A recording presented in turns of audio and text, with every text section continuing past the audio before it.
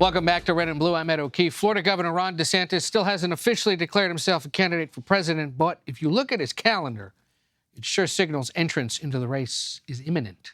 Over the weekend, he held a gathering of top donors and potential Republican supporters at the Four Seasons Resort in Palm Beach, Florida. I hear that's a nice spot.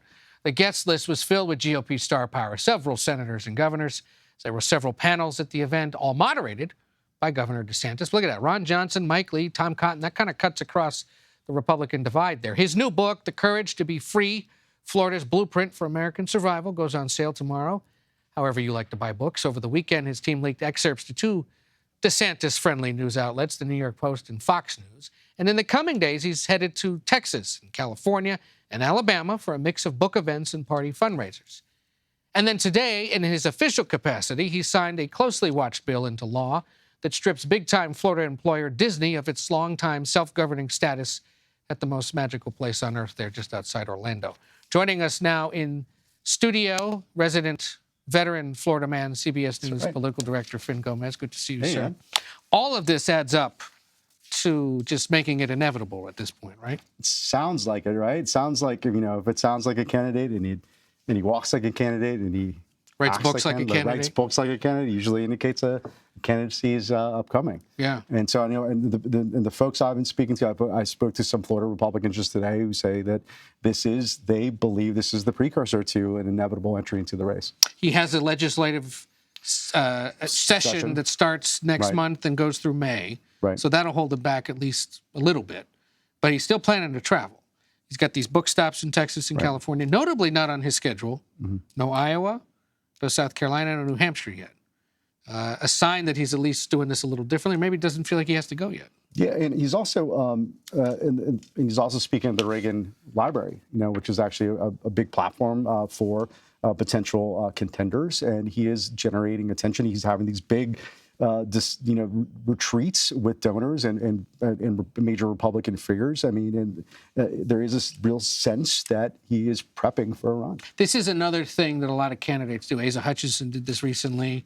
I think Larry Hogan has held similar events where you try to bring together like-minded Republicans and the donors who fund them for a weekend at a nice place to talk about all the things they agree on. And that's essentially what he was doing over the weekend. Yeah, and what makes it really interesting that a lot of these donors were previously Trump donors or who aligned themselves with the former president. And the fact that they were there, and also some of these big figures like Ron Johnson is as Trumpian as he potentially can get in the Senate. These are people who had fervently backed the former president, and now that they're even there, it's a sign that they're open. They're open to, shifting their support potentially to DeSantis. One of the things he's done as part of the book launch is give an interview to Fox about sort of his vision and what this book is all about. I think we have a piece of that we wanted to show people. Over these last few years, Florida has really represented freedom in the United States. And we've seen that with a number of people, unprecedented number of people that have picked up their lives from a lot of these failing states governed by leftist politics, and they've come to Florida. And so they've told me just how glad they are to be in Florida. You've seen other states that have followed Florida and done well, others that haven't and done poorly. But people would always described as a 40-minute softball interview with Mark Levin, which, friendly face there on Fox. You've been skimming the new book, though. I have. And what have you found, or what have you not found in the book? Well, so far, this is a book that's a little under 300 pages, and so far skimming through this book, there's not a lot of mentions of the former president, President Trump.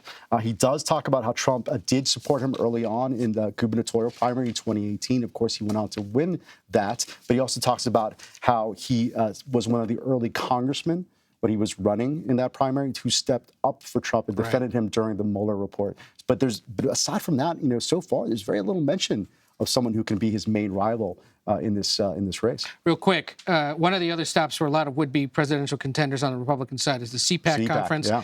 It's going a little differently this year in terms of who's showing up and who's not, right? Yeah, I mean, we do know that Donald Trump will be showing up later this week, and some others. Nikki Haley, Tim Scott is also showing up. Those who are not showing up, two big figures, two big names who declined invitations, and that's Mike Pence and Ron DeSantis. In part, I've been told, it's because the CPAC event has become a little too Trumpian, and of course, there's that straw poll at the end of the week, which there's a lot of emphasis on it, and there's if you're not there, it's an expectations game, and if you missed out and if you lose, Right. So better just to stay away. better just stay away. Especially for the risk averse. Finn Gomez, our political director, thank you.